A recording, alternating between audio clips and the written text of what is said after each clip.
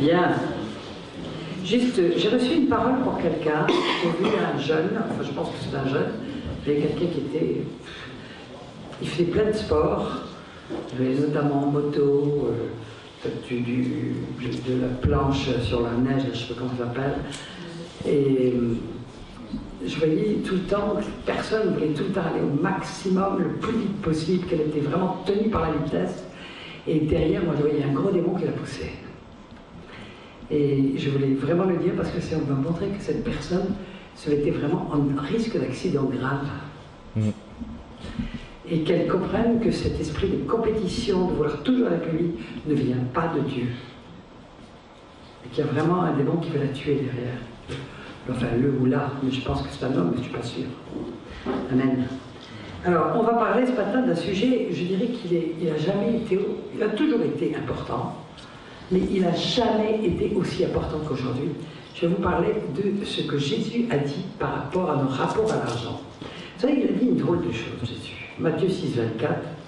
Nul ne peut servir de maître, ou il haïra l'un et servira l'autre, ou il s'attachera à l'un et haïra l'autre. Nul ne peut servir Dieu et mammon. C'est quelque chose d'un peu bizarre parce que souvent on a l'impression que, bon, il est normal d'aimer Dieu, mais il est aussi normal de pouvoir détester l'argent, après tout c'est bien utile à bien des choses. Mais on ne se rend pas compte que notre cœur est souvent, on compte plus sur l'argent pour notre sécurité et pour nos besoins que sur Dieu. Et on ne s'en rend même pas compte. Et la parole est assez tranchante. Elle dit que si notre cœur est attaché à l'argent, ça veut dire qu'on hait Dieu. Ça fait réfléchir. Ça veut dire qu'on doit faire un choix. Et je vais vous dire, ce choix est devenu plus crucial et plus important que jamais à cause des événements qu'on est en train de voir autour de nous. Le monde économique est en train de s'écrouler. D'accord? Alors on va lire Apocalypse 18 et Jacques, parce que nous allons voir que tout ça a été prévu par Dieu. C'est-à-dire que rien n'échappe au contrôle de Dieu. Dieu, depuis 2000 ans, avait annoncé qu'à la fin des temps, il en serait ainsi. C'est-à-dire que tous les systèmes humains qui donnaient à l'homme sa sécurité vont s'écrouler. Et là, le semblant de sécurité que les hommes avaient cru pouvoir mettre dans leur propre système va s'écrouler et nous allons comprendre pourquoi. Il nous est dit en Apocalypse 18,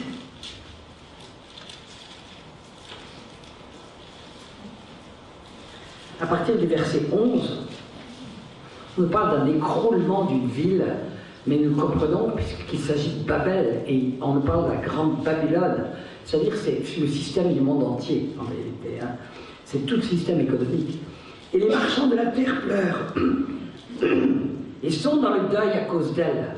Alors nous savons aujourd'hui les marchands, ce que ça veut dire. C'est les grands marchands. Ce sont ceux qui tiennent toute l'économie. Ce ne sont plus les nations qui tiennent les économies.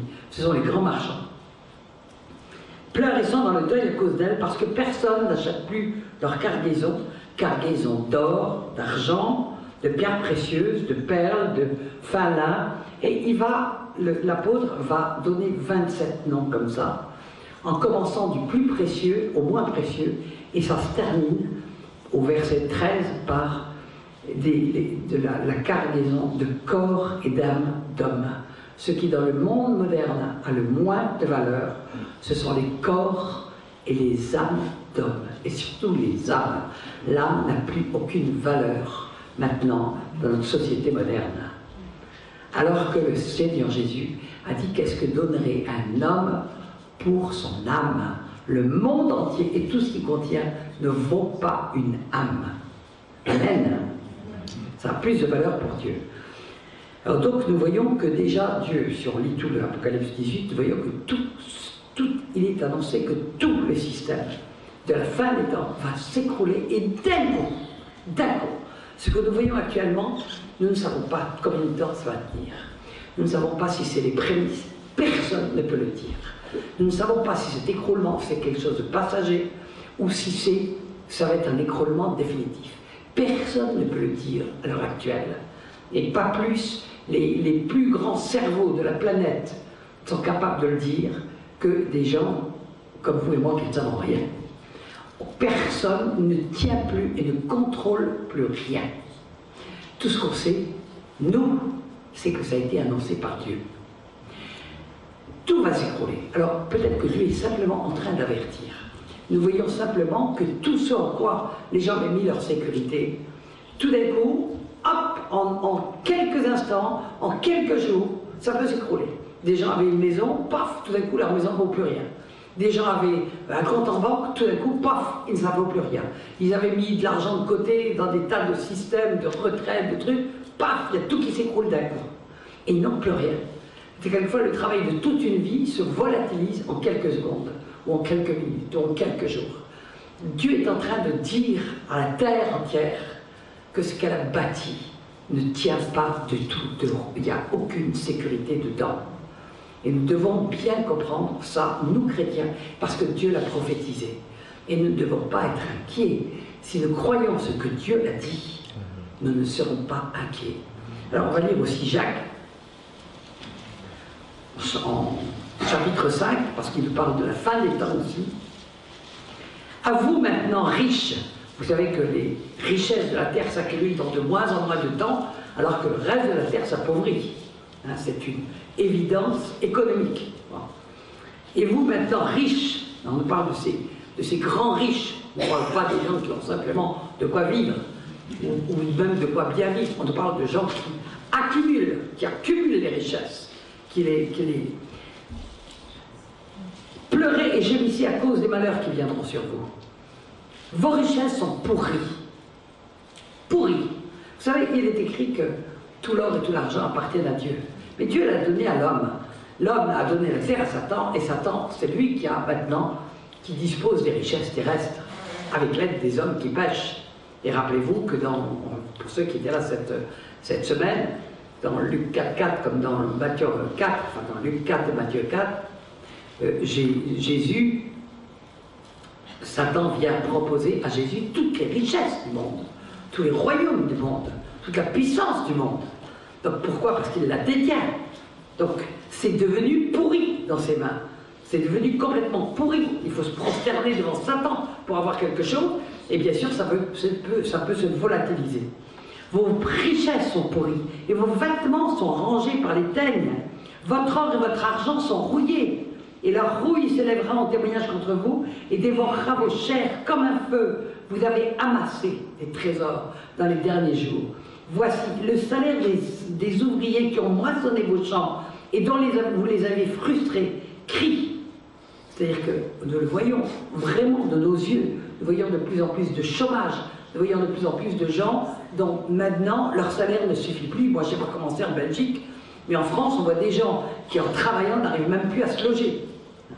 Donc on le voit. Ils n'arrivent plus à se nourrir correctement. Ils sont obligés d'aller à l'armée du salut ou ailleurs pour arriver à tout simplement à manger et à faire manger leurs enfants en travaillant. Le salaire des ouvriers qui ont moissonné vos champs et dont vous les avez frustrés, crie, et c'est le cri des moissonneurs qui sont parvenus jusqu'aux oreilles du Seigneur des armées.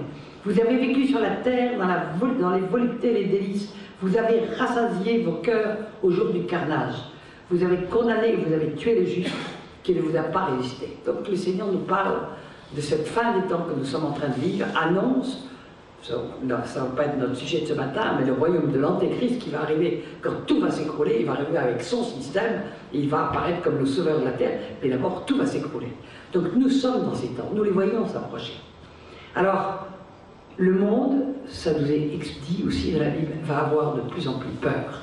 La peur et l'angoisse montent. Les gens ne sont plus du tout sûrs de ce qui peut se passer le lendemain. Plus du tout. Qu'est-ce qui va se passer demain? Les fondements de l'économie actuellement se mettent à trembler dans tous les sens, mais la parole de Dieu nous dit que c'est les cieux qui vont être ébranlés. Et que les peuples vont rendre l'âme de terreur. Parce qu'il n'y aura pas que l'économie, il y aura aussi de plus en plus de cataclysmes. Parce que l'homme est en train de mettre la planète, il est en train de la détruire. l'Apocalypse dit, il est temps de détruire ceux qui détruisent la terre. Alors, nous chrétiens, nous devons avoir l'œil rivé sur ce que Dieu a dit. Ou bien nous regardons ce que le monde nous dit, et nous sommes dans la logique du monde, et nous allons être pris dans la tourmente, dans la peur, dans l'angoisse du monde, où nous croyons ce que Dieu a dit, et nous serons dans ce que Jésus nous a promis, la paix, la joie. Et on verra de plus en plus la différence, parce que ceux qui aiment Dieu, eh bien figurez-vous qu'ils auront la paix et la joie, là où le monde sera dans l'angoisse. Amen. Amen. Ils sauront que tout est sous le contrôle parfait de Dieu, qui a fait des promesses. Je ne vais pas toutes vous les citer, je vais juste vous en citer peut-être une.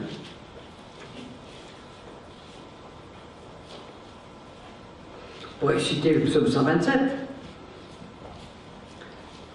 Si l'Éternel ne bâtit la maison, ceux qui la bâtissent travaillent en vain. Si l'Éternel ne garde la ville, ceux qui la gardent veillent en vain. En vain, vous levez-vous demain matin, vous couchez-vous tard et mangez-vous le pain de douleur. Il en donne autant à ses bien-aimés pendant leur sommeil. Amen. Amen. Donc Dieu veille. Alors vous avez aussi, dans le psaume 37, c'est David qui crie ça, qui connaissait son Dieu. Verset 18. L'Éternel connaît les jours des hommes intègres et leur héritage durera jamais. Ils ne sont pas confondus au jour du malheur, ils sont rassasiés au jour de la famine. Amen.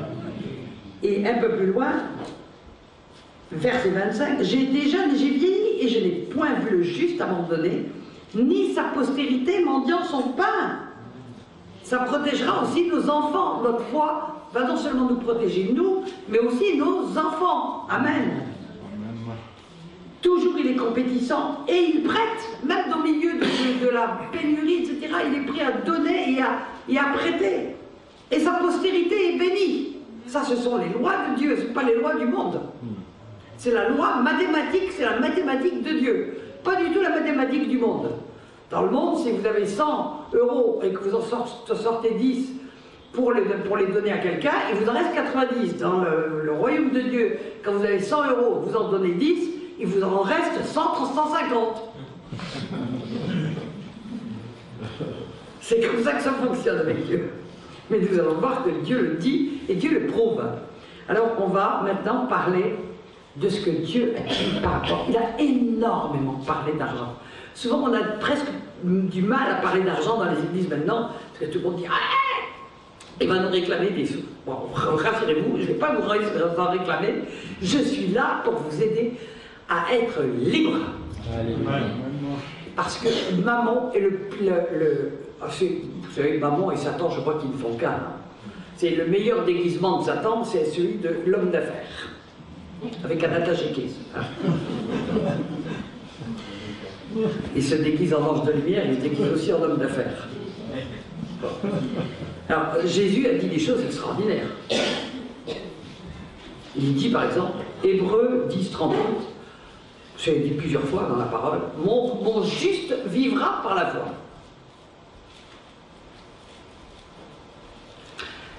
Les gens n'ont jamais rien compris à ce que ça voulait dire. Ou rarement.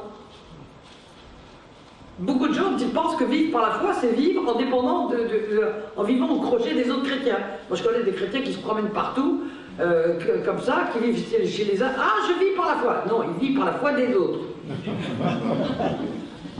Ils vivent sa paresse et par la foi des autres. Donc ça, c'est pas vivre par la foi. Ou alors on dit, ah, c'est les serviteurs de Dieu qui vivent par la foi parce qu'ils vivent des offrandes dans le... Non, ils bossent. Et l'ouvrier mérite son salaire, dit la parole. C'est pas vivre par la foi, c'est vivre de son salaire. Il bosse. Vivre par la foi, c'est vivre de ce que, en croyant à ce que Dieu a dit. Et on est juste quand on croit à ce que Dieu a dit.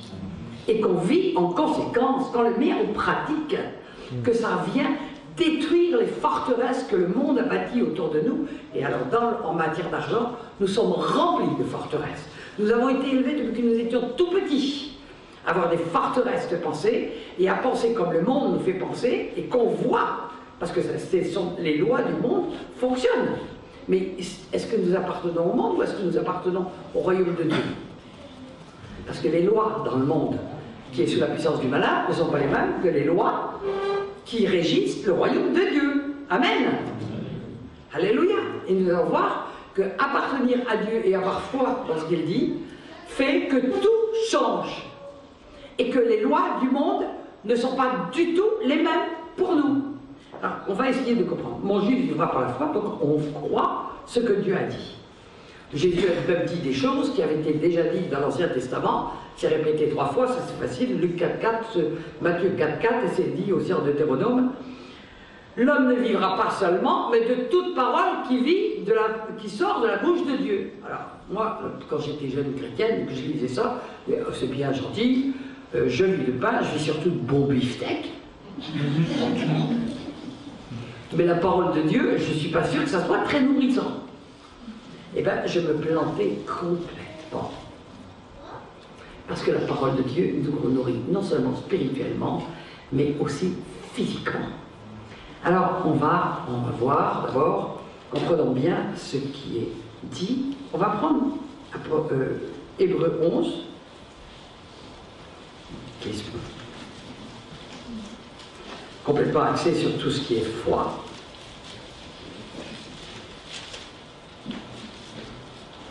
Or, la foi est la ferme assurance des choses qu'on espère, une démonstration de celles qu'on ne voit pas.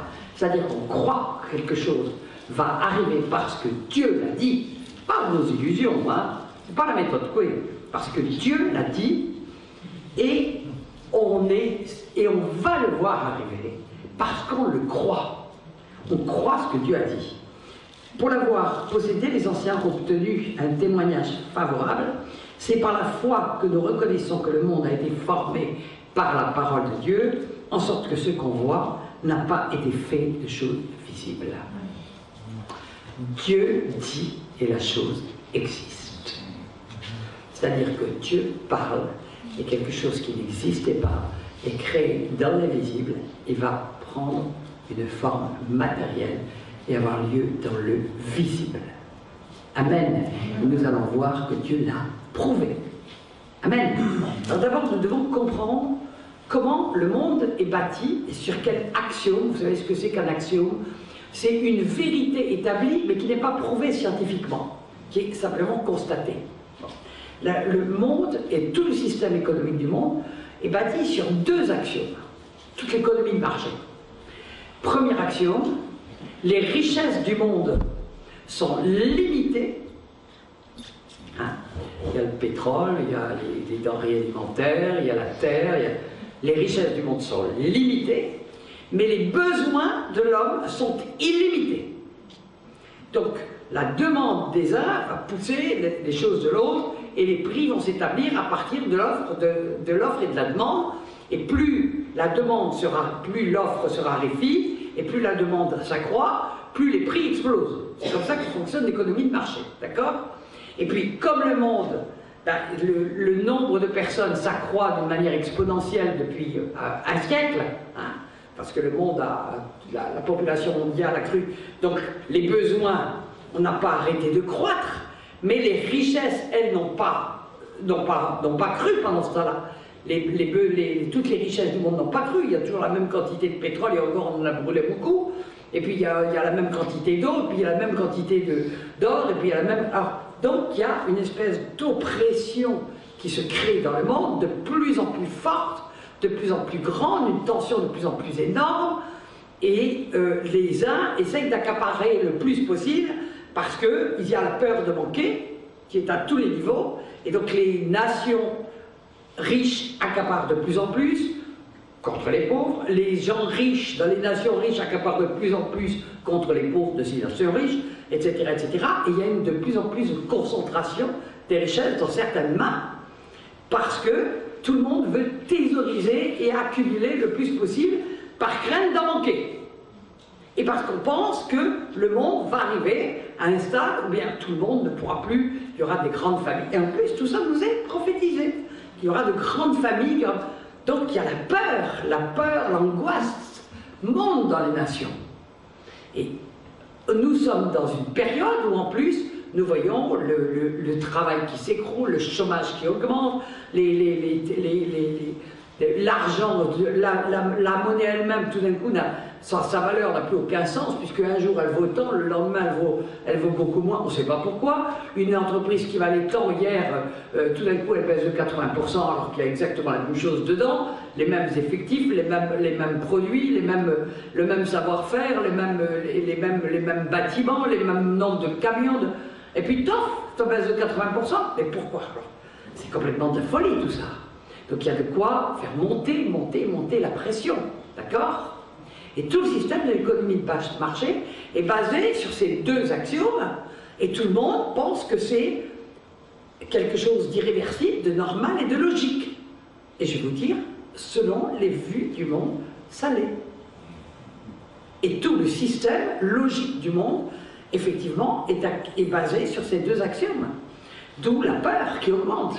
Parce que pour les gens logiques, si les besoins n'arrêtent pas d'augmenter et si par ailleurs les richesses n'arrêtent pas de se diminuer, il est évident qu'il va y avoir de plus en plus de pénurie. Ah ben, qu'est-ce qu'ils ont ces Chinois à avoir tous des voitures maintenant? Vous ne pouvez pas nous ficher à la paix et nous laisser notre pétrole. Bon, c'est un peu comme ça qu'on raisonne.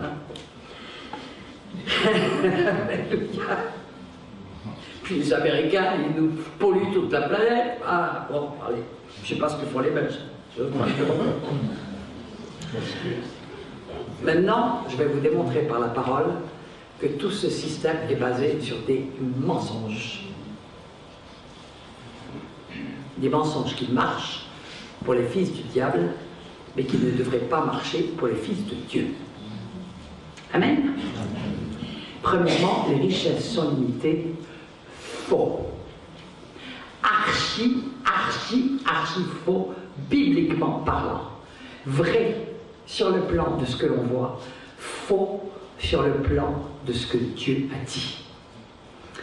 Car nous l'avons vu que déjà, tout ce qui est visible vient de l'invisible. Dieu dit et la chose existe.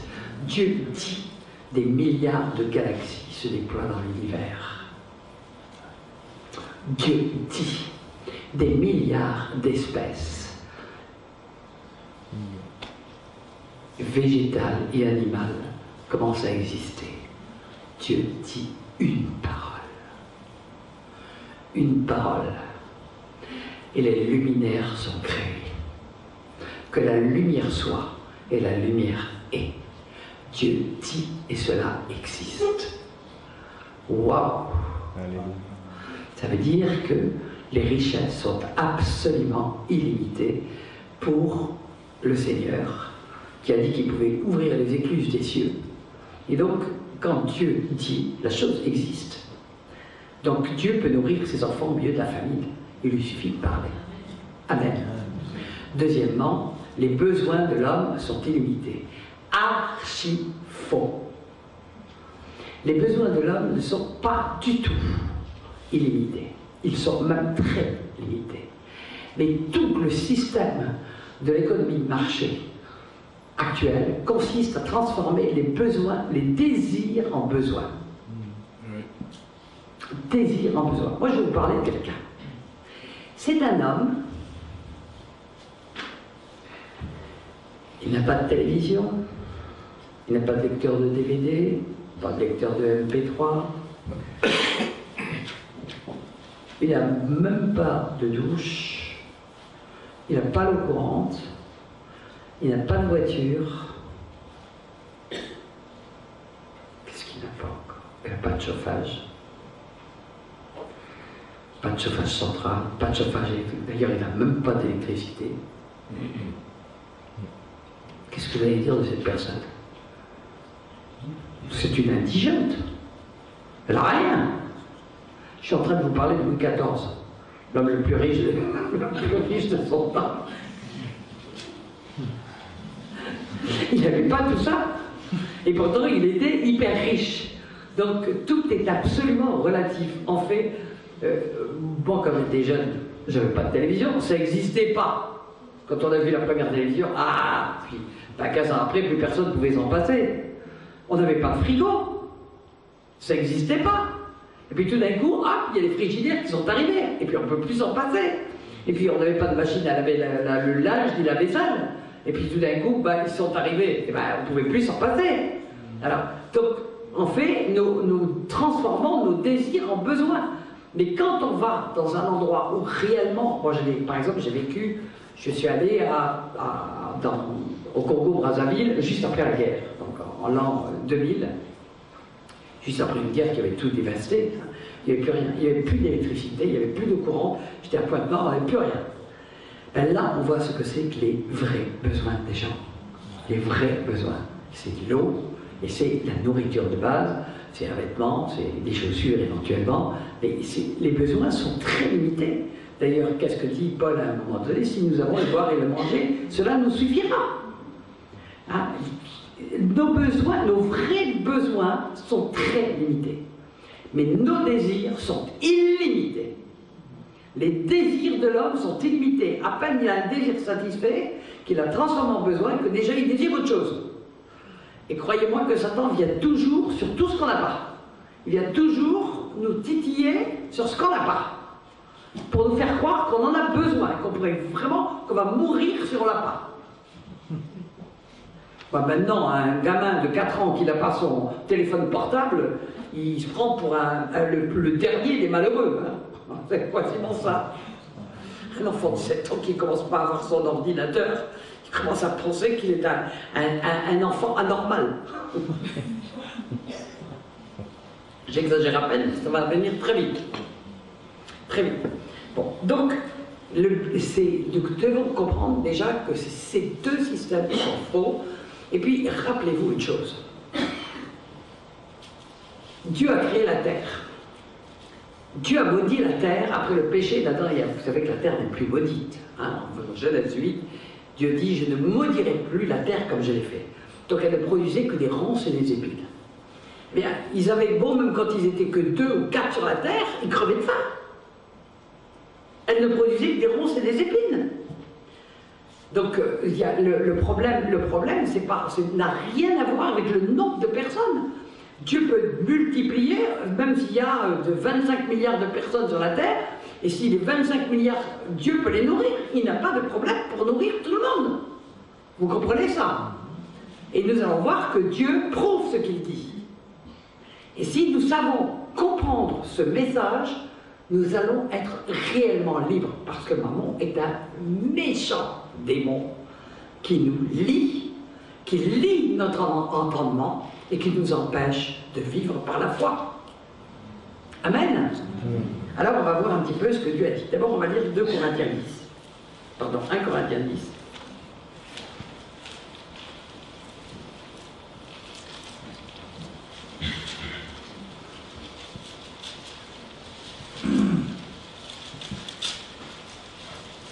On nous parle de ce qui va se passer en Exode, et on va parler de ce qui s'est passé en Exode, puisque l'Exode est vraiment pour notre information, et pour notre enseignement, et pour notre édification, parce que Dieu n'a pas changé.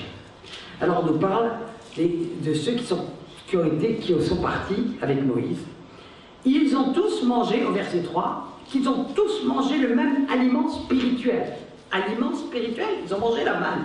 Est-ce que c'était un aliment spirituel ou est-ce que c'était un aliment matériel? C'était un aliment bien matériel, qui devait contenir tout ce qu'il fallait. Pourtant, c'est un aliment spirituel, c'est-à-dire qu'il a été créé dans les lieux célestes, de manière spirituelle, et qu'il s'est traduit dans les lieux terrestres par quelque chose de bien matériel. Amen. Et qu'ils ont tous bu le même breuvage spirituel. Est-ce que oui ou non, ils buvaient de l'eau réelle qui les désaltérait? Oui, des fleuves d'eau. D'ailleurs, quand Jésus a dit « Celui qui croit en moi, des fleuves d'eau vive sortiront de son sein », ça va être des fleuves spirituels, mais s'ils le font, Dieu va le transformer en matériel. Donc pendant 40 ans, alors c'est car ils buvaient à un rocher spirituel, donc il y avait un rocher spirituel, pourtant ils le voyaient ce rocher, Moïse l'a même frappé. Et ce rocher était Christ. Oh, quelle merveille de savoir que dans le désert, il y avait un rocher qui les a suivis pendant 40 ans, qui avait l'air bien matériel, et pourtant, Ce rocher était Christ. Christ avait revêtu une allure de rocher, et de ce rocher, il sortait tous les jours des fleuves d'eau qui les désaltéraient. Amen. Mais la plupart d'entre eux ne furent point agréables à Dieu, puisqu'ils périrent dans le désert. Pourquoi ils n'ont pas été agréables à Dieu? Ils étaient tout le temps en train de murmurer et de demander ce qu'ils n'avaient pas. Or, ces choses sont arrivées pour nous servir d'exemple, afin que nous n'ayons pas de mauvais désirs. Voyez bien la différence entre le mot désir et le mot besoin. De mauvais désirs comme ils en ont eu. Oui, ils voulaient toujours ce que Dieu, autre chose que ce que Dieu leur donnait, et qui était parfait pour eux. Verset 10. Ne murmurez point, comme murmurèrent quelques-uns d'entre eux qui périrent par l'exterminateur. Ces choses leur sont arrivées pour servir d'exemple, et elles ont été écrites pour notre instruction, à nous qui sommes parvenus à la fin des siècles. C'est-à-dire que jamais ces paroles n'ont été aussi vraies. Et Dieu a voulu donner ce message de tout temps, mais c'est encore plus vrai pour notre temps. Et dans les temps qui arrivent, si nous ne croyons pas, si nous n'avons pas foi dans ce que Dieu a dit, nous allons être balayés avec l'angoisse du monde. Et si nous croyons ce que Dieu a dit, que nous avons la foi ferme dans ce que Dieu a dit et a promis pour ses enfants, nous allons le voir s'accomplir. Amen. Alléluia. Donc c'est un message important. Alors on va retourner un peu en Exode et nous allons voir, parce que le Seigneur veut briser nos forteresses de raisonnement. Amen. Alors, on va commencer à Exode 15. Voilà donc ce peuple qui a vu déjà les grands prodiges de Dieu, qui vient de traverser la mer Rouge d'une manière spectaculaire. Hein. Dieu a ouvert les eaux pour eux d'une manière extraordinaire. Et il arrive dans le désert. Combien ils sont, on ne sait pas très bien. Tout simplement, nombre 11 va nous dire qu'ils sont 600 000 hommes de pied. Donc il y a 600 000 hommes, mais il y a en plus il y a les femmes, il y a les enfants, il y a aussi, ils sont partis avec des tas de bêtes qu'il va falloir aussi nourrir et abreuver dans le désert, de la même façon. D'accord? Donc on ne sait pas combien ça représente, mais probablement 4-5 millions de têtes, peut-être plus, peu importe. En tout cas, ce n'est pas une petite groupe. Et pour Dieu, ça ne change rien. Qu'on soit 2 ou qu'on soit 20 millions, ça ne change rien pour Dieu. Parce que sa puissance est illimitée. Comprenons-le bien. Mais par contre, nous sommes tous comptés. Tous comptés. Et nous sommes tous uniques pour Dieu. Il nous comptait tous par notre nom. D'accord? Dieu n'est pas un Dieu de grandes statistiques. Dieu est un Dieu qui s'occupe de chacun de ses enfants. Amen. Alors, voilà donc les voilà lancés dans le désert, où ils vont passer quand même 40 ans, ça ils ne le savent pas encore, mais la première chose à laquelle ils sont confrontés dans un désert, c'est la soif. Et là, on parle de vrais besoins, de besoins vitaux, d'accord? Et ils arrivent, première étape, ils voient, waouh, bel étang, il y a une belle eau, Mara, et ils se précipitent pour boire ça, elle est empoisonnée. Bien sûr que Dieu va les mettre un peu à l'épreuve. Mais Dieu veut aussi nous parler à travers tout ça, pour nous montrer qu'il a mis des manières de faire les choses. Qu'est-ce qui se passe?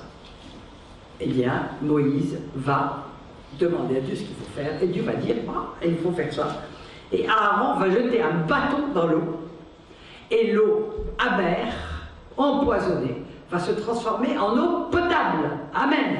Alors bien sûr, beaucoup ont vu dans ce bâton une figure de la croix, mais enfin peu importe, moi je vois que Dieu est un sacré chimiste. Hein. Il sait quel bois il faut jeter pour transformer une eau empoisonnée en eau potable. Amen. Et puis de toute façon, il peut transformer le bois comme il veut. Alléluia. Donc, ils vont pouvoir tous se désaltérer. Bon. Et puis, ils poursuivent leur route, ils ont de nouveau très vite soif, hein, parce que nos besoins vitaux se renouvellent tous les matins, les bontés de Dieu aussi. Amen.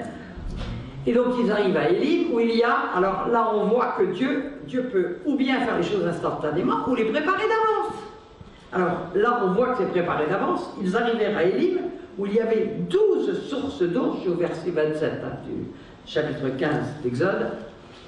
Ils arrivèrent à Élim, où il y avait 12 sources d'eau, ils étaient 12 tribus, il n'y a pas de hasard, et 70 palmiers. Alors, palmier était un peu un arbre qui représentait la paix, et le chiffre 70 est aussi un chiffre pas du tout n'importe lequel. Bon, le chiffre 70, je ne vais pas rentrer dedans, mais il est souvent cité dans tout l'Ancien Testament. Il a une signification particulière. Donc, et là, ils peuvent camper. L'eau a été préparée d'avance par eux, par Dieu. Donc, Dieu montre qu'il fait ce qu'il veut. Et puis, après, ils vont de nouveau avoir soif. Et qu'est-ce que Dieu va faire? Il y a un rocher providentiel qui va apparaître. Et Dieu va dire à Moïse, frappe ce rocher. Et là, bien sûr, il y a une évocation du fait que Jésus doit être frappé une fois pour le salut de tous. Et là, il va commencer à couler de l'eau qui va les suivre pendant 40 ans. Et nous savons maintenant que cette eau venait du ciel, même si elle était matérielle, et que ce rocher était Christ. Amen. Donc voilà un besoin vital auquel Dieu a pourvu pendant 40 ans. Il y avait d'autres besoins vitaux. Il fallait bien qu'ils mangent. Alors, ils ne trouvent rien. Bon. Alors nous voyons, ils sont en train de pleurer, ils ont faim. Ils ont faim. Dieu va le dire. Oui, vous avez faim, vous avez souffert de la faim. Dieu, mais quelquefois, l'homme a l'épreuve pour voir un peu de quoi il est fait, le bonhomme. Vous savez, Dieu le sait. Hein. Il n'a aucune illusion sur l'état de la créature qu'il a faite. Pas parce qu'il l'a mal faite, puisqu'il est écrit que Dieu a fait les hommes droits, mais qu'ils ont fait beaucoup de détours. Dieu a laissé le choix à l'homme de marcher droit, mais l'homme a choisi les sentiers divers et épars et assez compliqués. Alors, évidemment, il s'est un petit peu abîmé au passage. Il a bien abîmé la créature que Dieu avait faite. Bon, c'est pas un péché. Bon. Alors donc, qu'est-ce qui se passe? Ce peuple a faim, et évidemment, les Hébreux, c'est comme les Français. Il n'y a pas de peuple qui ressemble plus aux Hébreux que les Français. Ils sont en train de râler sans arrêt. Hein? Verset 2 d'Exode 16, et toute l'assemblée des enfants d'Israël murmura dans le désert contre Moïse et Aaron. Bon, c'est-à-dire dès que quelque chose ne va pas, c'est de la faute des chefs. Allez, hop, oui, pourquoi vous nous avez amenés dans ce désert pour nous faire crever? Bon. Et puis, en réalité, cela nous est dit clairement après, que c'est contre Dieu qu'ils murmurent. Mais comme Dieu, ils ne peuvent pas murmurer contre lui, ils murmurent contre les hommes. Vous murmurez, vous les Belges, vous murmurez jamais contre les hommes, ni contre les chefs, ni contre les gouvernants. Jamais, jamais. Il n'y a que les Français qui font ça. Bon, bien connu. Et il commence à pleurer. Mais que ne sommes-nous morts par la main de l'Éternel dans le pays d'Égypte, quand nous étions assis près des pots de viande, quand nous mangions des pains à satiété. Attendez, ils ont mis les coups de fouet, qui travaillaient 17 heures par jour, qu'ils crevaient sous le soleil, ils ont tout oublié. Ah, qu'est-ce que c'était beau l'Égypte, les pots de viande, on mangeait à satiété. Tu parles, bon. Ils ont tout oublié, enfin c'est des râleurs, c'est des bons Français. Et l'Éternel annonce à Moïse qu'il va faire pleuvoir du pain du ciel. Alors, vous voyez déjà tout ce qu'il y a de préparé d'avance, puisque Jésus va dire « Je suis le pain du ciel, descendu du ciel ». Il va faire pleuvoir le pain du ciel. Mais Dieu est bon. Et ils sont là, ils pleurent, ils veulent des cailles. Ah, pourquoi les cailles? C'est bon les cailles, c'est vrai, c'est bon les cailles. Bon. Alors, donc, ils veulent des cailles. Rêve des cailles. Je dis, je vais leur donner des cailles. Et hop, il va y avoir plein de cailles qui va descendre. Attendez, pour nourrir quand même des millions de personnes. Alors, je ne sais pas combien de cailles vous mangez, vous, par jour, pour rassasier, mais une, c'est un peu léger. Hein? Donc, imaginez 4 millions de cailles multipliées par 3 ou 4. Dieu fait pleuvoir des cailles. Et ils ont des cailles. Et le lendemain matin, ils vont trouver la manne. Ah, la manne. Qu'est-ce qu'il y avait dans cette manne? Jésus va dire, je suis la manne descendue du ciel. Mais il va dire, la manne qu'ont mangé vos pères ne les a pas sauvés. Mais cette manne descendue du ciel, c'est traduit par quelque chose de bien matériel. Et cette manne devait être un aliment extraordinaire. On nous a dit en nombre 11 qu'ils pouvaient la cuisiner comme ils voulaient, qu'ils pouvaient la faire sous forme de gâteau, qu'elle avait une couleur qui ressemblait à du miel, qu'elle avait des goûts de coriandre. Mais vous savez, tant qu'ils ont mangé de la manne, ils ne sont jamais tombés malades. Ça voulait dire que ce n'est pas non plus de pesticides. Ça voulait dire qu'il y avait tout ce qu'il fallait dedans. Dans des choses qu'ils ne connaissaient pas, même pas à l'époque, les oligo-aliments, les vitamines, tout ce qui était nécessaire à leur organisme était dedans. Dans ce pain, ce dont ils avaient besoin descendait du ciel. Amen. Nous avons Christ qui est descendu du ciel. C'est tout ce dont nous avons besoin. Et là, tout ce qui est matériel peut venir avec. Amen. Alors donc, et le Seigneur, donc, il va leur donner cette manne qui va tomber sur eux. Et il y a beaucoup de problèmes, il y a beaucoup de messages qui sont donnés autour de la manne, parce que tu avais dit, déjà, souvent les gens disent « Ah, tu vis par la foi parce que tu n'as personne à charge ». Ça ne veut rien dire du tout. Je veux dire que vivre par la foi, Dieu connaît quand même le nombre d'enfants qu'il nous a donnés. Donc s'il nous donne 8 enfants, c'est qu'il nous donnera de quoi nourrir nos 8 enfants. Alors que même parmi les chrétiens, je ne veux pas plus de 5 enfants ou de trop 2 enfants, parce qu'après, comment on va vivre? Bah écoutez, je suis désolé, mais c'est que vous ne connaissez pas Dieu, parce que Dieu, il donne les moyens de faire vivre ceux qui donnent. Il les aime, vos enfants, c'est lui qui les a faits. Amen. Alors donc, ils pouvaient cueillir autant de parts de manne qu'ils avaient de personnes à nourrir dans la famille.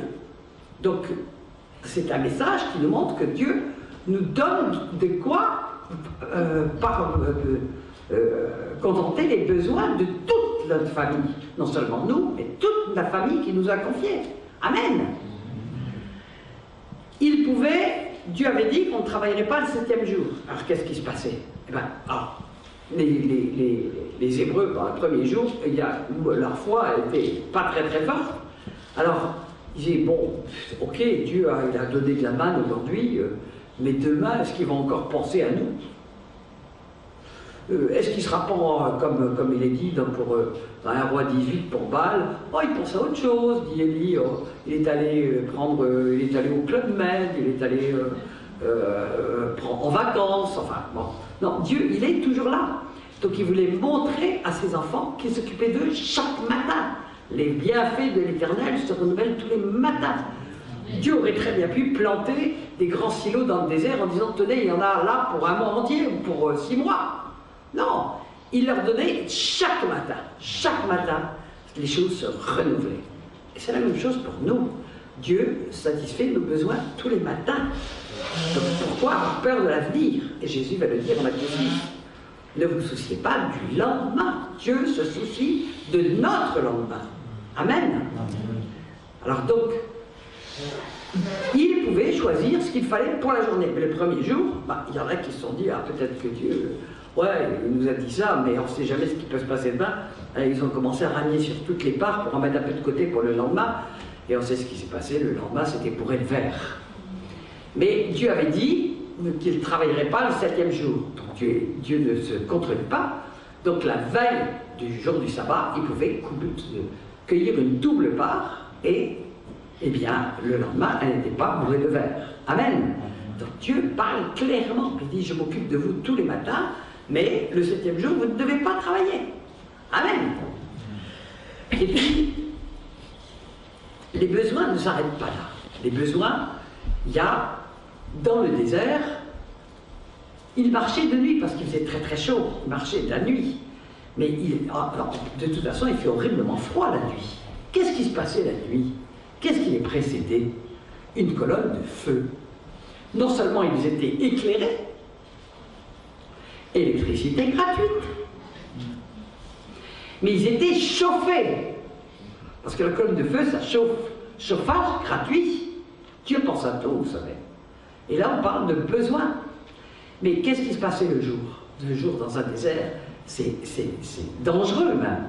Parce que le soleil plombe, et puis il brûle la peau. Qu'est-ce qui les couvrait? La nuée. Nuée, c'est fait de gouttelettes d'eau. Ça veut dire qu'elles étaient protégées. Leur peau était humectée. Dieu pourvoyait à tous leurs besoins. Amen. Et de manière absolument surnaturelle. Amen. Et puis il nous est dit que leurs chaussures ne se sont pas usées. Attendez, c'est extraordinaire. Pendant 40 ans, je ne sais pas quel était le cordonnier qui avait fabriqué ça. Ni leurs vêtements. Hein? Quel tissu ils avaient. pendant 40 ans, et en plus il y avait des enfants qui grandissaient, donc les chaussures devaient grandir avec, les vêtements avec, parce qu'il n'y avait pas le supermarché d'à côté, pour aller remplacer les vêtements des enfants et les chaussures. Il n'y avait pas de problème, vous savez, ils n'étaient pas là, les enfants, ah je veux telle marque, là je veux du Reebok, je veux du ceci, non, c'est Dieu qui pourvoyait, ça devait être parfait. Amen. Donc Dieu a pourvu à tous leurs besoins pendant 40 ans, sans manquer un seul jour. Et il est dit que tout ça est pour notre couvert, dans les pires conditions, même si tout, s'il n'y a rien, si c'est le désert, s'il n'y a rien du tout, Dieu a promis de pourvoir à nos besoins. Il pourvoit et il nous parle des besoins. Amen. Et ce peuple, eh ben, il avait des désirs et des mauvais désirs. Et chaque fois qu'il a eu des mauvais désirs, ça n'a pas été très bon. Mais là encore, Dieu nous donne un sacré message, parce qu'il nous montre que sa pouvoir est illimité, pouvoir de créer. Alors on arrive en Nombre 11, dans l'épisode des Cailles.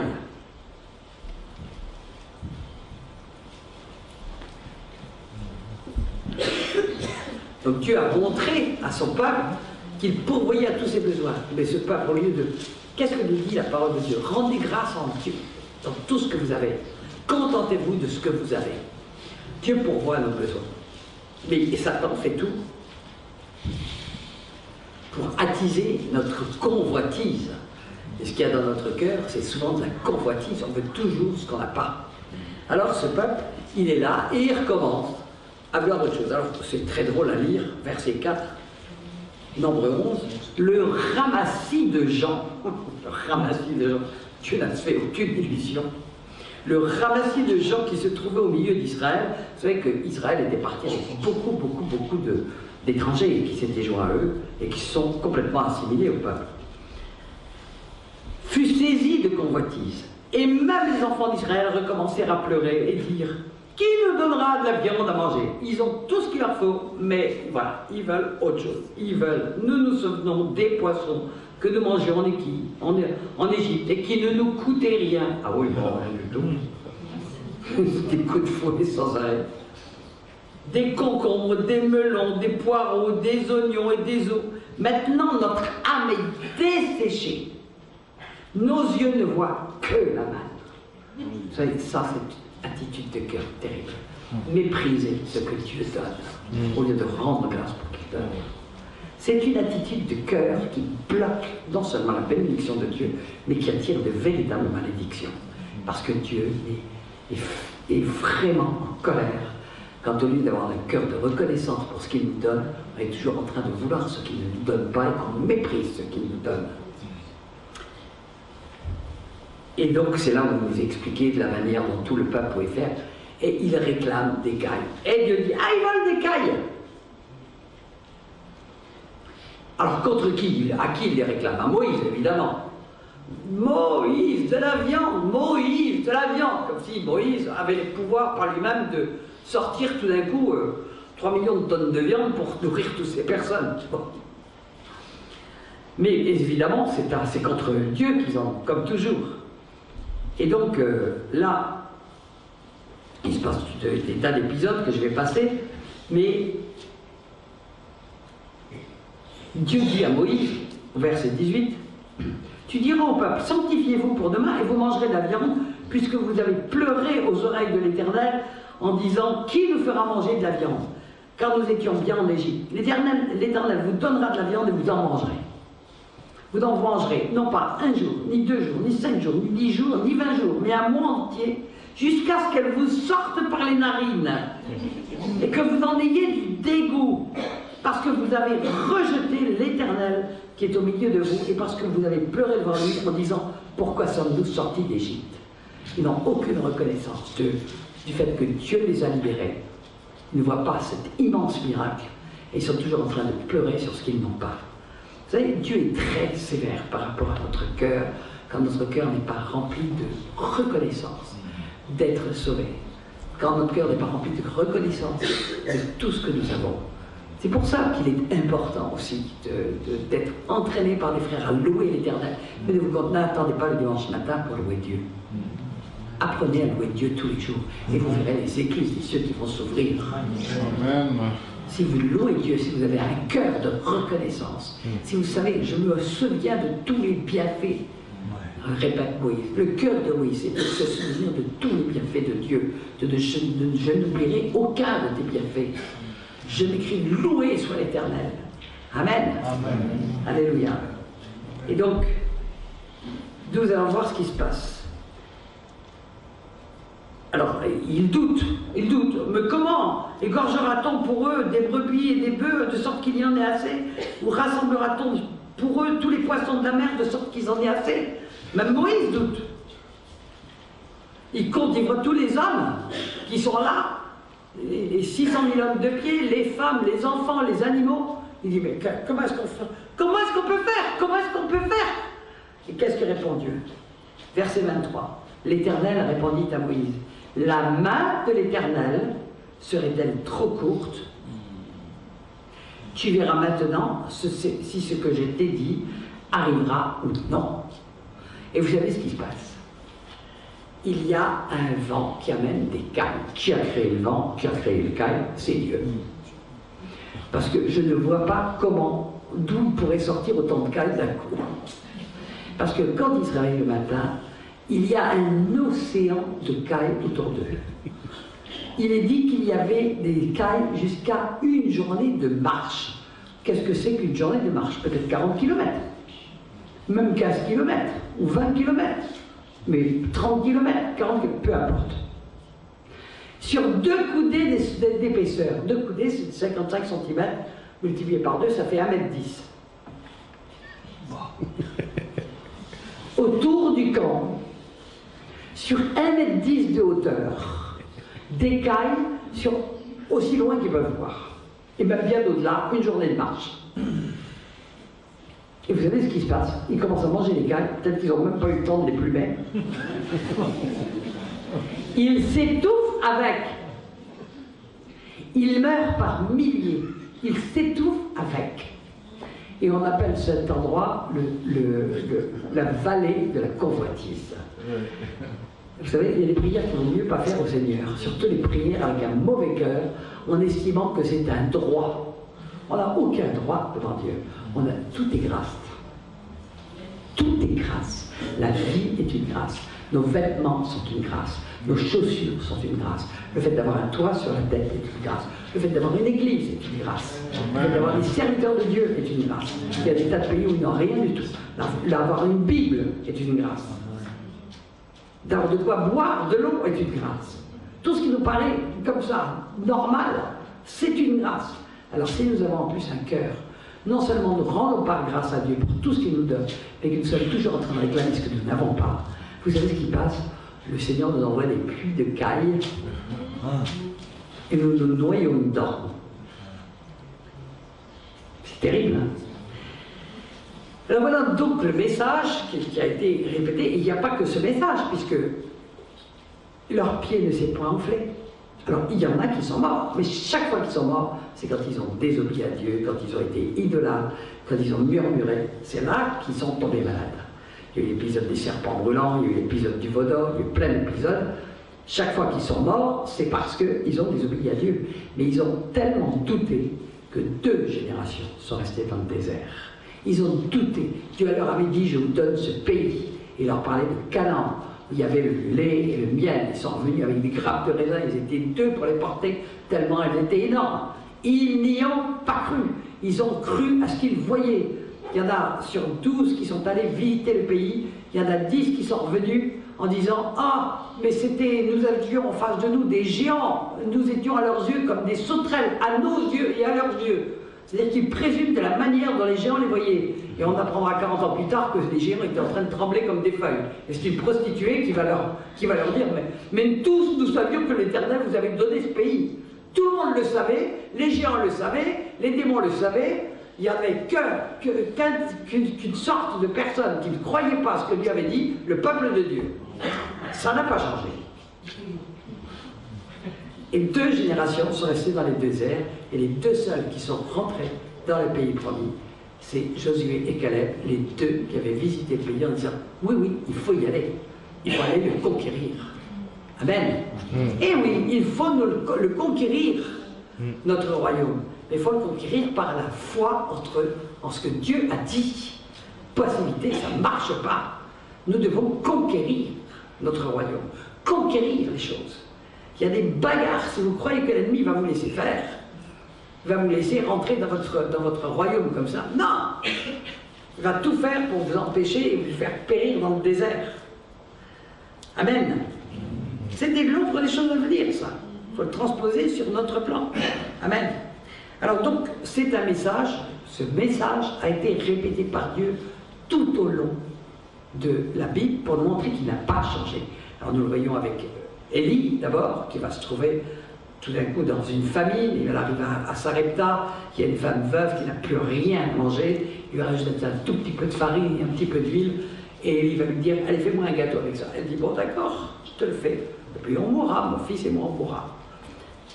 Mais pendant tout le temps où Élie va être là, cette femme jamais ne va voir l'huile descendre, ni la farine descendre. Élie va même ressusciter son fils. Et quand il va partir, cette femme se verra restituer tous ses biens. Amen. Amen. Alléluia. Et il est dit en Ésaïe 42, 22 que c'est un peuple pillé, dépouillé, personne qui les délivre. Et c'est un peuple, on lui a tout pris, mais il n'y a personne qui dit restitue. Hein? Le Seigneur est pour qu'on se batte pour que l'ennemi nous restitue ce qu'il nous a volé. Amen. Alléluia. On a exactement les mêmes choses avec Élisée. Alors Élisée, c'est à partir de 2 Rois 5, vous voyez le nombre de 2 Rois 4, pardon, c'est extraordinaire, tous les miracles qu'Élisée fait, multiplication des pains, il y a le potage qui était empoisonné qui se retransforme en potage qui est mangeable. Enfin, on retrouve plein de choses. Il détruit la malédiction sur le pays. Et il va aussi obtenir une résurrection pour une veuve. Et il va aussi faire qu'une veuve qui n'a plus rien, qui est obligée de se vendre avec tous ses enfants en esclavage, eh bien là, le miracle va être brutal, c'est-à-dire que de toutes petites fioles d'huile, elle va pouvoir remplir de nombreux récipients et elle va pouvoir payer toutes ses dettes. Notre Dieu a mille et une manières de répondre aux besoins. Mais il y a une chose qui est caractéristique dans tout le miracle que Dieu fait, dans la parole. Il teste la foi des gens. Et les gens ont toujours un petit geste de foi à faire. Petit geste de foi à faire pour que le miracle ait lieu. Par exemple, eh bien, cette veuve qui doit se vendre, Élisée lui dit, allez, va chercher tous les récipients que tu peux trouver dans le voisinage. Attends, elle doit se vendre parce qu'elle a une énorme dette et lui demande d'aller chercher des récipients vides. Mais elle y va. Ça a beau contrer toute sa logique, elle obéit, elle y va. Et qu'est-ce qui se passe? Le miracle a lieu. Alors, nous voyons bien sûr, tout ceci a été réédité par Jésus, dans tous les sens. Multiplication des pains, les transformations d'eau en vin, des miracles sans nom. Mais je voudrais en citer 2 qui sont intéressants.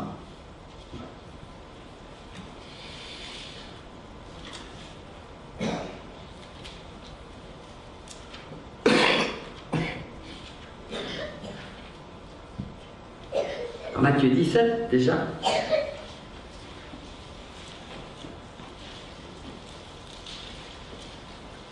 Jésus est avec Pierre et on vient leur demander de payer l'impôt qui est dû au temple. C'est un impôt annuel, c'est un impôt très lourd. Quand vous payez votre impôt annuel, en général, ça fait mal, hein? C'est une grosse somme. Donc on leur demande l'impôt annuel, c'était pas un petit impôt. Mais c'était pas sous des formes de billets, c'était sous des formes de pièces, de talents. Pas des petites pièces. Et Jésus dit, ouais, c'est vrai, les fils du royaume ne devraient pas payer le tribut, mais bon, on n'a pas à scandaliser les autres, donc nous devons payer le tribut. Et ils n'avaient pas d'argent parce qu'il y avait Judas qui carottait un peu dans la caisse, un peu beaucoup. Et donc Jésus, vous croyez que c'est un mis à court, alors qu'est-ce qu'il dit à Pierre? Il dit à Pierre, va et tire le premier poisson venu. Mettons-nous un peu à la place de Pierre. Pierre est pêcheur professionnel. Il a dû pêcher des milliers et des milliers et des milliers de poissons dans sa vie. Il n'a certainement jamais trouvé une pièce quelconque dans un poisson. Il pourrait faire comme les grands statisticiens, donc je vais essayer d'aller pêcher 1 million de poissons, et peut-être que, statistiquement parlant, j'ai une petite chance de trouver un poisson, une pièce au milieu d'eux. Jésus lui dit, va et tire le premier poisson venu. C'est une demande déroutante, complètement déroutante. Lui qui est pêcheur professionnel, il faut qu'il aille jeter une petite ligne puis tirer un poisson. Bon. Ben, il va le faire. Il va faire ce geste de foi, ce geste d'obéissance. Frère, remarquez que pour pouvoir obéir au Seigneur dans ces petites choses, il faut déjà savoir entendre la voix du Seigneur. Pour ceux qui n'étaient pas là cette semaine, j'ai rappelé ce que Jésus a dit, mes brebis entendent ma voix. Si vous n'avez pas une communion permanente avec le Seigneur, vous ne connaîtrez pas sa voix, vous n'entendrez pas sa voix. Mais ceux qui vivent vraiment en communion avec le Seigneur entendent sa voix. Et Jésus dit, mes brebis. Elles sommes-nous des brebis du Seigneur si nous n'entendrons jamais sa voix? Donc Pierre a entendu la voix et va faire obéir, même si ce que Jésus lui demande paraît aberrant. Mais sa foi est mise à l'épreuve. Et il va tirer, et dans la gueule de ce poisson, parce qu'il est dit que le poisson arrive et que le talent est dans sa bouche. Je veux dire qu'il est vraiment très civil et très obéissant, ce poisson.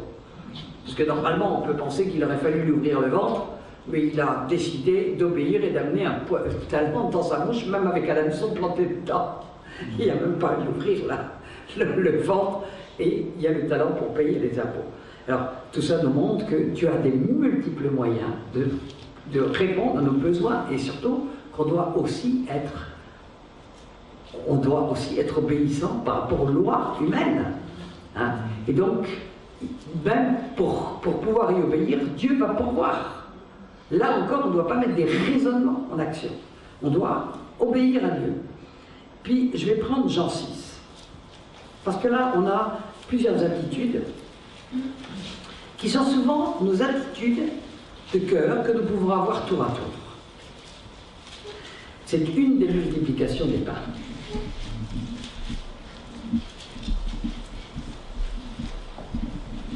Donc, des foules ont suivi Jésus pour l'écouter. C'est le moment de la Pâque. Les gens, vous savez, tous ces gens qui suivent Jésus jusqu'à défaillir de faim vont être les mêmes qui crieront crucifiez-le après. C'est-à-dire que leur foi n'était pas suffisante. Pourtant, Dieu les aimait. Dieu les aimait. Alors, ils courent après Jésus et Jésus voit cette foule qui est venue pour l'écouter. Alors, au verset 5, ayant levé les yeux et voyant qu'une grande foule venait à lui, Jésus dit à Philippe, où achèterons-nous des pains pour que ces gens aient à manger? Je vous l'ai dit, quand Dieu pose une question, en général, il connaît la réponse. C'est juste pour éprouver notre foi. Et pour voir comment nous allons répondre. Alors Philippe, c'est le mathématicien de la bande. Il commence à calculer, voir le nombre de têtes qui sont là, il y en a plusieurs milliers, et commence à évaluer combien il y a de miettes par pain, combien de miettes il faut pour nourrir chaque personne, donc mathématiquement combien il faudrait de pain pour nourrir toutes les personnes. Et là, il baisse les bras, il dit, même avec 200 deniers, on n'arriverait pas à nourrir toute cette foule. Et il baisse les bras. Philippe a fait marcher sa logique humaine, qui marche avec le monde. Et il baisse les bras. Jésus lui dira plus tard, Philippe, tu ne m'as pas connu. Amen. Ça, c'est la première des attitudes. Et il est dit clairement au verset 6, il disait cela pour l'éprouver, car il savait ce qu'il allait faire. Donc Jésus a mis Philippe devant le fait que c'était ses raisonnements primés sur sa foi.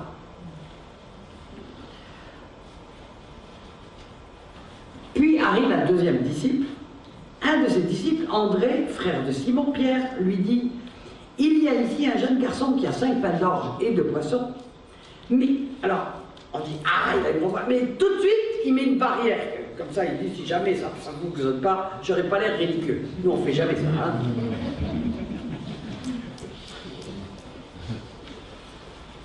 Mais qu'est-ce que cela pour tant de monde? Donc, tout de suite il dit, si jamais Jésus me dit, il me se moque de moi en disant, mais qu'est-ce que tu veux que je fasse de ça? Il dira, tu vois, je te l'avais dit, Jésus. Ça, c'est la deuxième attitude de foi. On est toute petite, on n'a même pas un grain de sénévé, et on prend des précautions pour le cas où ça ne marcherait pas. Mais Jésus va se servir de ce minuscule petit bout de foi pour faire quelque chose. Jésus dit, faites-les asseoir. Qu'est-ce que Jésus va faire? Il va prendre la corbeille, il ne va même pas regarder ce qu'il y a dedans, il va l'élever, et il va... Pourquoi est-ce qu'il est sûr de ce qui va se passer, Jésus?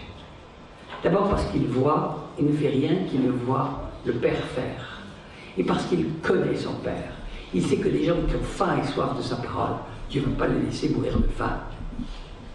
En aucun cas. Donc, il ne s'occupe même pas de ce qu'il y a dedans. Jésus élève, il rend grâce, il dit distribuer. Et il va en rester plein de reste. Donc ça, c'est la troisième attitude, celle de Jésus, Fils de Dieu, qui connaît son Père et qui a foi dans ce que son Père va faire.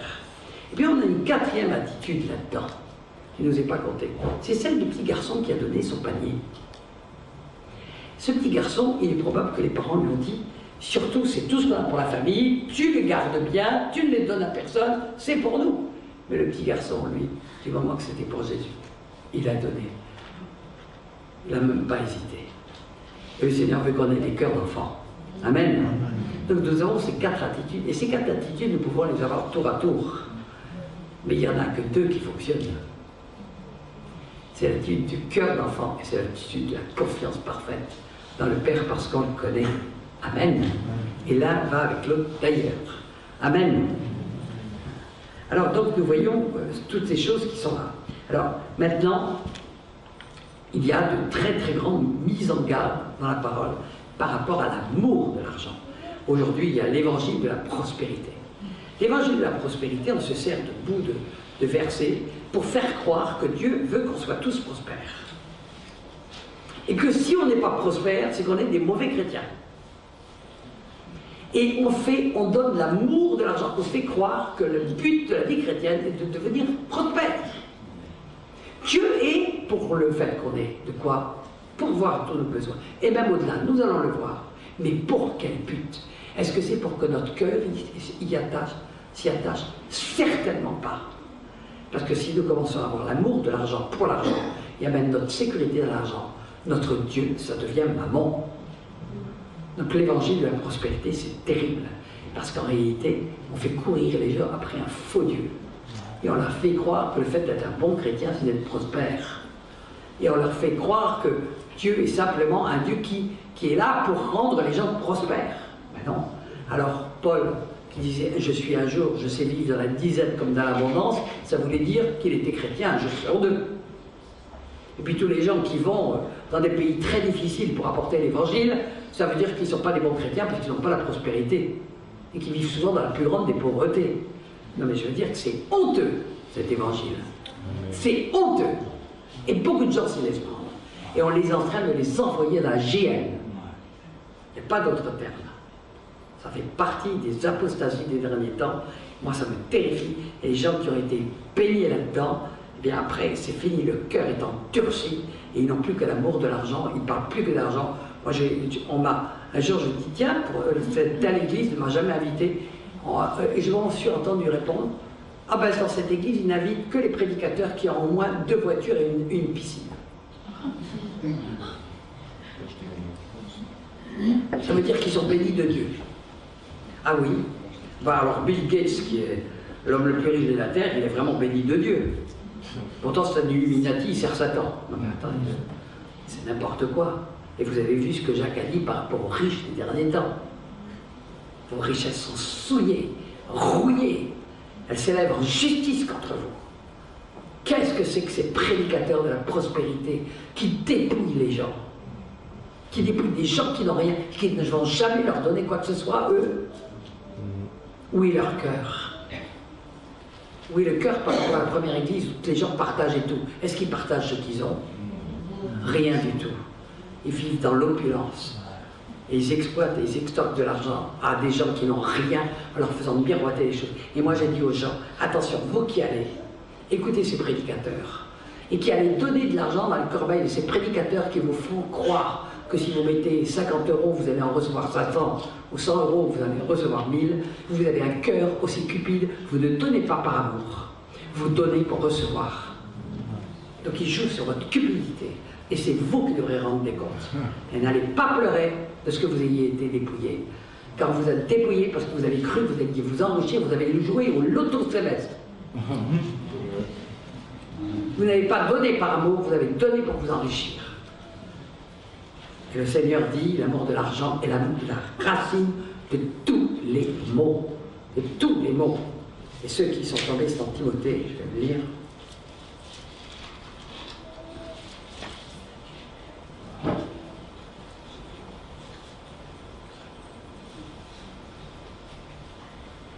Verset 9. On va prendre à partir du verset 8 d'ailleurs. Si donc nous avons la nourriture et le vêtement, cela nous suffira, c'est-à-dire les besoins de base. Dieu connaît nos besoins. Mais ceux qui veulent s'enrichir tombent dans la tentation, dans le piège et dans beaucoup de désirs insensés et pernicieux qui plongent les hommes dans la ruine et la perdition. Car l'amour de l'argent est une racine de tous les maux. Et quelques-uns en étant possédés se sont égarés loin de la foi et se sont jetés égarés. Donc ils étaient dans la foi, mais ils se sont égarés loin de la foi et se sont jetés eux-mêmes dans bien des tourments. Et il dit au verset 17, recommande aux riches du présent siècle de ne pas être orgueilleux, de ne pas mettre leur espérance dans des richesses incertaines. Jamais ce verset n'a été aussi vrai. Mais de la mettre en Dieu qui nous donne avec abondance toutes choses pour que nous en jouissions. Amen. Alléluia. Alors on va lire 2 Corinthiens 9 parce que c'est vrai, Dieu veut nous donner. Dieu aime nous donner. Mais ça dans un but. Et un but. Et si nous avons vraiment ça dans le cœur, Dieu, il n'y a pas de problème. Mais Dieu ne peut pas nous donner de l'argent si nous risquons d'y attacher notre cœur et de devenir autosuffisants. Parce qu'il sait, connaît notre cœur, il sait que ça va nous perdre. Amen. Verset 5. J'ai donc jugé nécessaire d'inviter les frères à se rendre auparavant chez vous et à s'occuper de votre libéralité. Dans le mot libéralité, il y a le mot libre, pas le mot pression. Libéralité déjà promise afin qu'elle soit prête, de manière à être une libéralité et non un acte d'avarice. Eh bien oui, on peut donner par avarice. On donne pour recevoir. C'est un acte d'avarice. D'accord? Si on ne fait que donner pour recevoir, c'est pas une libéralité. C'est qu'on on attend un retour, on fait un investissement. Ben, c'est un acte d'avarice. Amen. On donne par amour et par obéissance, et par confiance en Dieu. Amen. Sachez-le, celui qui sème peu moissonnera peu, et celui qui sème abondamment moissonnera abondamment.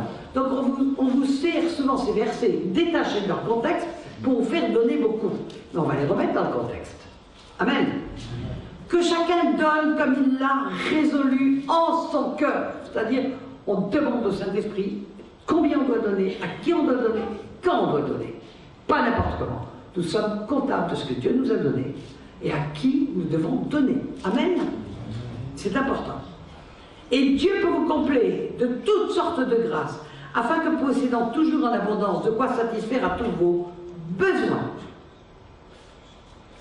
vous ayez encore en abondance pour toute bonne œuvre. Donc Dieu veut nous donner de l'abondance pour pouvoir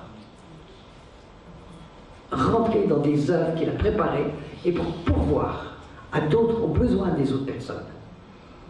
Selon qu'il est écrit, il a fait des largesses, il a donné aux indigents, sa justice subsiste à jamais. Celui qui fournit de la semence aux semeurs et du pain pour sa nourriture, vous fournira et vous multipliera la semence, et il augmentera les fruits de votre justice. Vous serez de la sorte enrichis à tous égards. Donc ce n'est pas forcément financièrement. Ça peut être de beaucoup plus d'amis, ça peut être un travail qui arrive alors que vous ne l'attendiez pas, ça peut être tout d'un coup, votre frigidaire tombe en panne, il y a un voisin qui vous donne son frigidaire. Dieu a des milliers de manières de pourvoir à nos besoins et de nous donner et de nous montrer son amour. Amen. Pour toute espèce de libéralité, donc quelque chose qui est donné tout à fait volontairement et dans la joie, il insiste sur dans la joie, qui par notre moyen feront offrir à Dieu des actions de grâce.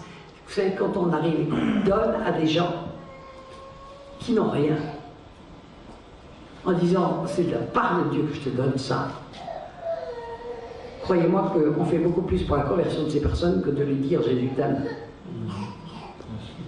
Parce qu'on prouve que notre Dieu est bon. Amen. Que notre Dieu est vivant. En considération de ce secours dont ils font l'expérience, ils glorifient Dieu de votre obéissance dans la profession de l'évangile de Christ et de la libéralité de vos dons envers eux et envers tous.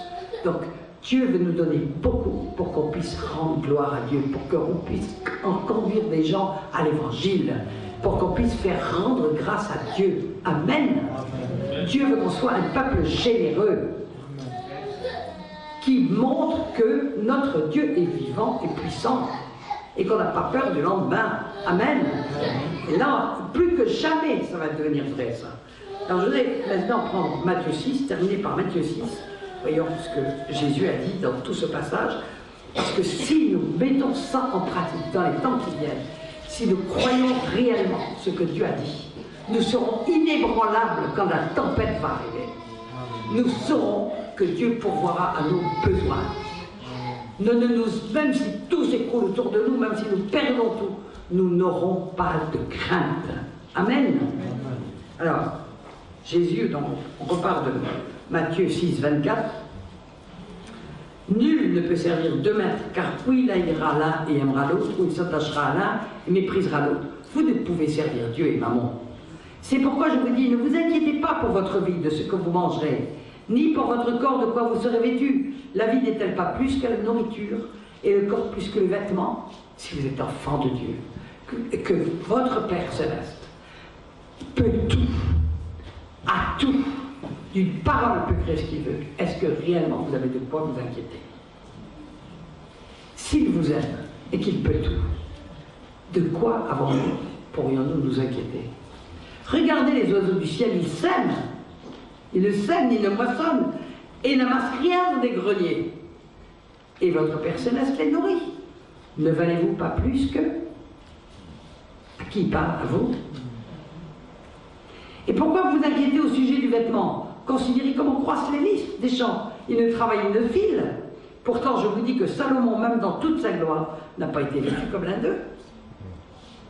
Si Dieu revêt ainsi l'herbe des champs qui existe aujourd'hui et qui demain sera jetée au four, ne vous vêtira-t-il pas, à plus forte raison, gens de peu de foi? Le Seigneur nous montre que toutes nos inquiétudes pour le lendemain, ça vient de notre manque de foi. Amen. Ne vous inquiétez donc point, c'est un ordre. Et ne dites pas, que mangerons-nous, que boirons-nous, de quoi serons-nous vêtus, car toutes ces choses, ce sont les païens qui le recherchent. Alors nous conduisons-nous en païens ou en chrétiens? Avons-nous confiance dans notre Dieu ou avons-nous confiance dans le monde? Si nous avons confiance dans le monde, nous allons nous écrouler avec. Votre Père céleste sait que vous en avez besoin. Il le sait. Et il parle de besoin. Cherchez premièrement le royaume de Dieu et la justice de Dieu. C'est-à-dire marcher dans la sanctification, dans l'obéissance. Et toutes ces choses vous seront données par-dessus. Amen. Alléluia. Ne vous inquiétez donc pas du lendemain, car le lendemain aura soin de lui-même. À chaque jour suffit sa peine. Le Seigneur nous dit, occupe-toi simplement de me louer aujourd'hui, de faire ce que tu as à faire, travaille. Le Seigneur n'est pas pour qu'on ne travaille pas. Il s'occupera de nous, il s'occupera de nous trouver un travail, il s'occupera de nous nourrir si nous n'avons pas de travail, il s'occupera de nourrir nos enfants, il s'occupera de tout si nous lui faisons absolument confiance et si nous croyons ce qu'il a dit. Et jamais ce message n'a été aussi important que dans les temps qui viennent. Si vous vous en rendez compte, vous allez voir autour de vous le monde qui va sombrer dans l'angoisse. Nous ne savons pas quand, mais un jour, tous nos systèmes économiques vont s'écrouler. On ne pourra rien acheter ni vendre, ni la parole. Mais si nous faisons confiance en Dieu, nous croyons en Dieu, si nous restons dans la voie étroite, dans le chemin étroit de la foi, et de la sanctification, de l'obéissance à Dieu, nous n'avons rien à craindre. Rien, c'est rien. Ni pour nous, ni pour nos enfants. Amen. Amen. Alors on va s'arrêter là. Je vous exhorte à relire tous ces passages pour fortifier votre foi, parce que l'ennemi vient toujours pour démolir par des raisonnements, par les raisonnements du monde, par l'angoisse du monde, démolir notre foi dans ce domaine. S'il y a un domaine de confrontation entre la foi et entre la logique du monde, c'est bien ce domaine. C'est là où notre foi est le plus mise à l'épreuve. Et aujourd'hui, où elle sera le plus mise à l'épreuve. Et c'est une épreuve pour le peuple de Dieu aussi. Dedans, ça va faire un tri entre ceux qui auront foi en Dieu et ceux qui n'auront pas foi dans ce que Dieu a dit. Car il est écrit, ce que tu crois, c'est ce qui arrive. Si nous avons foi dans ce que Dieu dit, nous le verrons s'accomplir. Amen. Alléluia. Et notre foi se fortifiera. Nous serons dans la paix quand personne ne sera dans la paix. Amen. Amen. Alléluia. Mais pensez à la libéralité. Pensez à l'obéissance. Pensez à regarder autour de vous. Dieu a dit, Jésus a dit, vous aurez toujours des pauvres au milieu de vous. Et dans les églises, j'ai souvent constaté qu'il y a des gens qui sont dans une grande pauvreté. Personne ne s'occupe d'eux. Et ils n'osent pas le dire. C'est pas normal. Soyez attentifs aux besoins des autres autour de vous. Et vous allez voir que les mathématiques célestes ne sont pas les mathématiques du monde. Et si vous savez donner à votre frère qui est dans le besoin, Dieu va vous bénir. Et vous donner de plus en plus pour que vous puissiez donner de plus en plus afin qu'il puisse rendre des actes, des actions de grâce à Dieu. Amen. Et quand on voit que notre Dieu est vivant, Amen, Dieu a choisi de se servir de nous pour démontrer que le royaume de Dieu est puissant et qu'il est là. Amen. Il est au milieu de nous. Amen. Alors on va... Vous savez, c'est un démon très puissant. L'amour. Il tient, la plupart du temps, il tient nos cœurs dans un étau. Il nous endurcit pour ne pas entendre les besoins des autres, pour ne pas entendre les cris des affamés, pour ne pas entendre les trucs. Nous sommes remplis de raisonnements pour serrer les cordons de la bourse. Oui, mais on ne sait pas de quoi demain sera fait. Alors je serre les cordons. Eh bien, c'est pas comme... Soyons dans les mathématiques de Dieu. Tout ce que nous avons appartient à Dieu. Amen. Il y a beaucoup de raisonnements sur les dîmes, c'était l'Ancien Testament. Ah ben oui, mais si vous ne donnez plus votre dîme, c'est que vous donnez tout.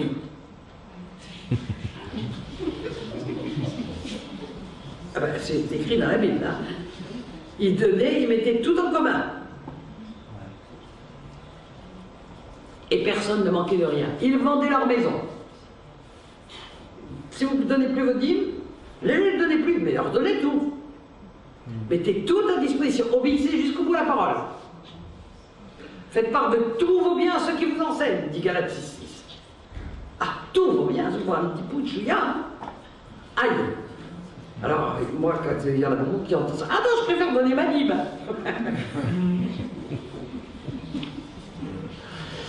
Ayez confiance en Dieu et surtout mettez-vous à l'écoute de Dieu pour être les gens qui savaient donner. Je ne parle pas simplement de donner dans vos églises, donnez autour de vous, donnez à des gens qui sont indigents, soyez attentifs aux besoins des gens autour de vous. Nous avons tous besoin que le Seigneur réforme nos cœurs, Amen. Nous transforme. Seigneur, pardon pour notre égoïsme, pour notre égocentrisme, pour l'endurcissement de notre cœur. Dieu a dit, quand il reviendrait, trouverait-il encore la foi sur terre?